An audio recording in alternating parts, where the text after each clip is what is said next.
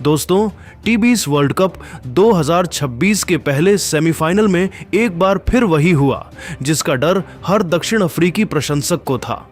कोलकाता के ऐतिहासिक मैदान पर न्यूजीलैंड ने दक्षिण अफ्रीका को बुरी तरह रौंदकर फाइनल का टिकट कटा लिया है। लेकिन इस शर्मनाक हार के बाद कप्तान एडन मार्करम ने पोस्ट मैच प्रेजेंटेशन में जो कहा, उसने न केवल उनकी टीम की कमियों को उजागर किया, बल्कि टीम इंडिया के सम्मान में कुछ ऐसी बातें कहीं जिसने करोड़ों भारतीयों का दिल जीत लिया। आज के इस वीडियो में हम आपको दिखाएंगे मार्करम का वो पूरा बयान और वो दर्द जिसे बयां करते हुए उनकी आवाज कांप रही थी। अगर आप भी मानते हैं कि दक्षिण अफ्रीका इस हार की हकदार नहीं थी, तो वीडियो को एक लाइक जरूर करें।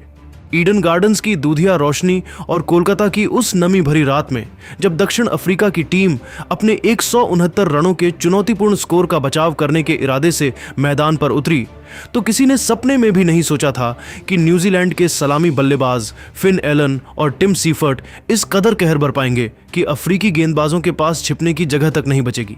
पूरा स्टेडियम भारतीय और न्यूजीलैंड के फैंस के शोर से गूंज रहा था और उसी शोर के बीच कीवी बल्लेबाजों ने दक्षिण अफ्रीकी गेंदबाजी आक्रमण की बखिया उधेड़नी शुरू कर दी।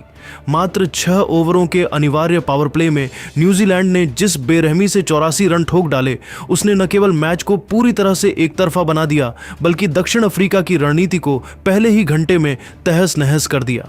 जैसे ही अंतिम विजयी रन बना और दक्षिण अफ्रीका का वर्ल्ड कप जीतने का सपना एक बार फिर चकनाचूर हुआ, एडन मार्करम जब पोस्ट मैच प्रेजेंटेशन के लिए माइक के सामने आए तो उनके चेहरे पर वही पुरानी चिड़ परिचित मायूसी और टूटे हुए दिल के भाव थे जो पिछले 3 दशकों से दक्षिण अफ्रीकी कप्तानों की एक दुखद पहचान बन चुकी है।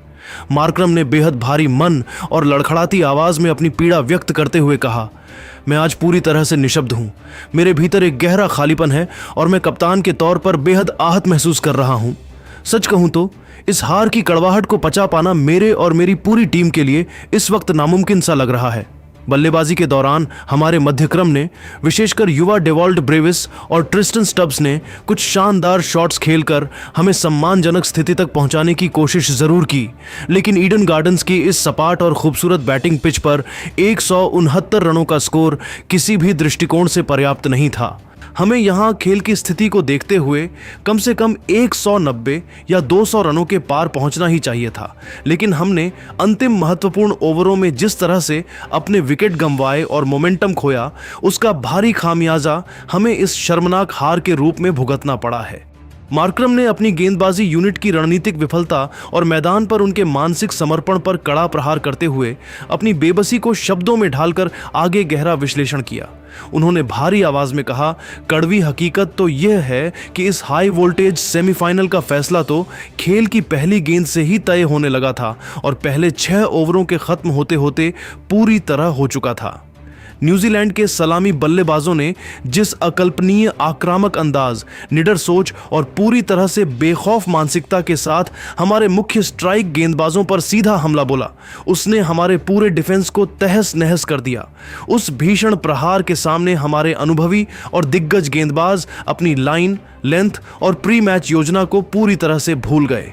वे दबाव में इस कदर बिखर गए कि उनकी गेंदबाजी पूरी तरह दिशाहीन हो गई और कीवी बल्लेबाजों ने उस कमजोरी का भरपूर और बेरहम फायदा उठाया। दोस्तों, आप खुद सोचिए, जब आप वर्ल्ड कप सेमीफाइनल जैसे करो या मरो वाले दबावपूर्ण मैच के पावर प्ले में ही 84 रन लुटा देते हैं, तो वहां से वापसी करने का कोई भी तकनीकी, रणनीतिक या मनोवैज्ञानिक रास्ता शेष नहीं रह जाता। हमारे पास कागिसो रबाड़ा की रफ्तार और लुंगी एनगिडी जैसी दुनिया के सबसे घातक और विश्व स्तरीय तेज गेंदबाज मौजूद थे, जिन पर हमें गर्व था। लेकिन आज के इस निर्णायक दिन पर उनकी गेंदबाजी में न तो वो पुराना पैनापन दिखा, न वो धार नजर आई और न ही वो अनुशासन दिखा जिसकी इस स्तर के बड़े मुकाबले में सबसे सख्त जरूरत थी। हम दबाव को सोखने और उसका जवाब देने में एक बार फिर बुरी तरह नाकाम रहे और यही हमारी हार की सबसे बड़ी वजह बनी। अपने पुराने व्यक्तिगत संघर्षों, टीम की वर्षों पुरानी दुखद नियति और चोकर्स के उस काले साये को याद करते हुए एडन मार्करम की आंखों में साफ तौर पर नमी आ गई और उनकी आवाज दर्द के मारे भर्रा गई। उन्होंने एक गहरे मानसिक घाव और पीड़ा के साथ आगे कहा, अगर हम पीछे मुड़कर इस पूरे टूर्नामेंट के अपने शानदार सफर पर नजर डालें तो हमने किसी अजेय योद्धा की तरह क्रिकेट के हर विभाग में अपना दबदबा बनाया था। हमने लीग स्टेज के पहले मैच से लेकर सुपर 8 के आखिरी मुकाबले तक एक भी मैच नहीं हारा था। हमने हर छोटी बड़ी टीम को मैदान पर डोमिनेट किया और उन्हें बहुत बुरी तरह कुचला था। हम एक ऐसी लय में थे जहां हमें रोकना नामुमकिन लग रहा था। लेकिन शायद इसी को क्रिकेट की क्रूरता कहते हैं कि जब हमें इस टूर्नामेंट की पहली हार का स्वाद चखना मिला तो वो सीधे इस नॉकआउट सेमीफाइनल में मिला। एक ऐसी निर्दयी जगह जहां हारने का मतलब सिर्फ एक मैच हारना या अंक गंवाना नहीं था, बल्कि उस सुनहरे वर्ल्ड कप की ट्रॉफी को जीतने के सपने को हमेशा हमेशा के लिए गंवा देना था, जिसे हम, हमारे खिलाड़ी और हमारा पूरा दक्षिण अफ्रीकी देश बरसों से अपनी आंखों में संजोए बैठे थे। हमें उम्मीद थी कि इस बार इतिहास बदलेगा। मार्करम ने आगे सिसकते हुए कहा, मेरे जहन में अभी भी पिछले T20 वर्ल्ड कप 2024 की वो धुंधली यादें ताज़ा हैं, जब हम फाइनल के ऐतिहासिक मुकाम पर पहुंचकर ट्रॉफी के बेहद करीब पहुंच गए थे, लेकिन अंतिम पलों में उसे चूमने से चूक गए थे। आज फिर से हम इतिहास की उन कड़वी यादों को मिटाने और एक नया स्वर्णिम अध्याय लिखने की दहलीज पर खड़े थे, लेकिन एक बार फिर हम अपनी ही गलतियों और घबराहट की वजह से बुरी तरह चूक गए। यह एहसास बहुत ही दर्दनाक और दिल तोड़ने वाला है कि यह चोकर्स का शर्मनाक टैग हमारा पीछा छोड़ने का नाम ही नहीं ले रहा है। भले ही दुनिया इसे हमारे लिए कड़वा कहे, लेकिन अब यह एक नग्न और नकारा न जा सकने वाला सत्य बन चुका है कि जब जब दबाव के क्षण अपनी चरम सीमा या पराकाष्ठा पर होते हैं, जब पूरी दुनिया की नजरें हम पर टिकी होती हैं, तब हम एक टीम के रूप में ताश के पत्तों के महल की तरह बिखर जाते हैं। आज की रात हमारे लिए केवल एक हार नहीं है, बल्कि एक ऐसा मानसिक घाव है जिसे भरने में शायद पीढ़ियां लग जाएं।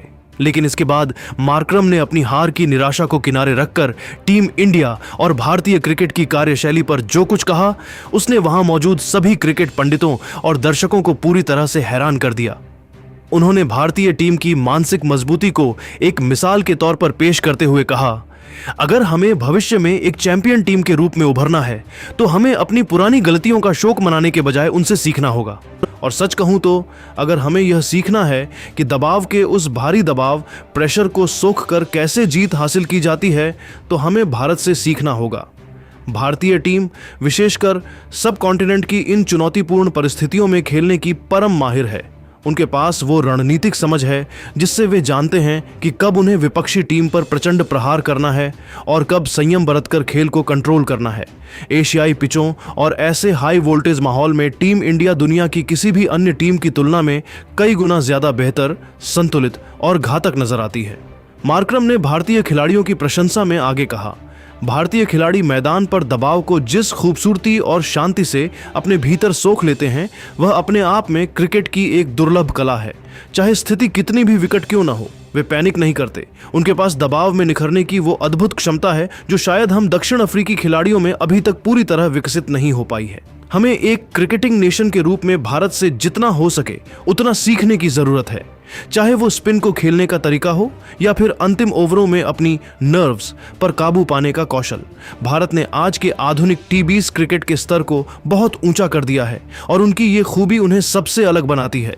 अंत में अपनी बात को समाप्त करने से पहले मार्करम ने एक ऐसी सनसनीखेज भविष्यवाणी और उम्मीद जताई जिसने निराश हो रहे भारतीय फैंस के जोश और उत्साह को एक झटके में 7वें आसमान पर पहुंचा दिया। मार्करम ने अपनी भावनाओं पर काबू पाते हुए बहुत ही आत्मविश्वास के साथ कहा, आज भले ही दक्षिण अफ्रीका का इस T20 वर्ल्ड कप में सफर खत्म हो गया हो और हम अपनी गलतियों से बाहर हो गए हों, लेकिन मुझे अपने अनुभव और क्रिकेटिंग समझ पर पूरा यकीन है कि यदि भारतीय टीम कल के मुकाबले को जीतकर फाइनल में पहुंचती है तो वे अहमदाबाद के उस ऐतिहासिक नरेंद्र मोदी स्टेडियम की विशाल पिच पर न्यूजीलैंड से हमारी इस हार का सूद समेत बदला जरूर लेंगे। हम दिल से यह उम्मीद और प्रार्थना करेंगे कि इस बार भारत ही इस वर्ल्ड कप की चमचमाती ट्रॉफी को अपने नाम करे, क्योंकि पिछले 1 महीने से वे जिस उच्च स्तर का निडर और बेखौफ क्रिकेट खेल रहे हैं, वे ही इस खिताब के असली और सबसे बड़े हकदार हैं। न्यूजीलैंड ने आज भले ही हमें हराकर बाहर का रास्ता दिखाया हो, लेकिन अहमदाबाद के उस 1.30 लाख की क्षमता वाले विशाल मैदान पर नीले समंदर जैसे फैंस के बीच टीम इंडिया का सामना करना ब्लैक कैप्स के लिए एक पूरी तरह से अलग और भयावह चुनौती होने वाली है। वहां की परिस्थितियां और दबाव भारत को अजेय बना देते हैं। दोस्तों, एडन मार्करम का यह भावुक और निष्पक्ष बयान न केवल उनकी अपनी हार की गहरी बेबसी को दर्शाता है, बल्कि भारतीय क्रिकेट की बढ़ती ताकत और वैश्विक स्तर पर उसके प्रति अटूट सम्मान को भी पूरी तरह स्पष्ट करता है। ये वाकई में दिल तोड़ने वाला है कि दक्षिण अफ्रीका की एक और गोल्डन जनरेशन एक बार फिर सेमीफाइनल की उस मानसिक बाधा को पार करने में पूरी तरह नाकाम रही और चोकर्स का दाग धोने का मौका गंवा दिया। लेकिन मार्करम के इन गौरवशाली शब्दों ने यह साबित कर दिया कि वे हारने के बावजूद एक महान खेल भावना वाले और दूरदर्शी कप्तान हैं, जो विपक्षी टीम की श्रेष्ठता को खुले दिल से स्वीकार करना जानते हैं। मार्करम के इस बयान ने अब पूरे भारत और न्यूजीलैंड के बीच होने वाले संभावित फाइनल की नींव रख दी है।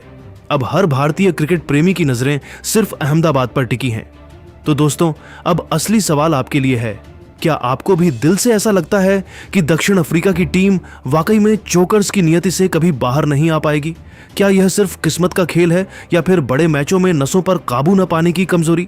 और सबसे महत्वपूर्ण बात, क्या आपको लगता है कि टीम इंडिया वाकई में अहमदाबाद के उस विशाल और भव्य मैदान पर न्यूजीलैंड को धूल चटाकर एडन मार्करम की इस भविष्यवाणी को सच साबित कर पाएगी और 2023 का वो हिसाब बराबर करेगी? अपनी कीमती, बेबाक और जज्बाती राय नीचे कमेंट बॉक्स में जस्टिस फॉर SA और इंडिया फॉर ट्रॉफी लिखकर हमारे साथ जरूर साझा करें।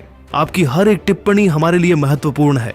अगर आपको एडन मार्करम का यह खेल भावना से भरा विश्लेषण और हमारा यह विशेष वीडियो पसंद आया हो तो चैनल को अभी के अभी सब्सक्राइब कर लें और नोटिफिकेशन बेल को दबा दें, क्योंकि टी20 वर्ल्ड कप 2026 का असली रोमांच और महायुद्ध तो अभी शुरू होने वाला है।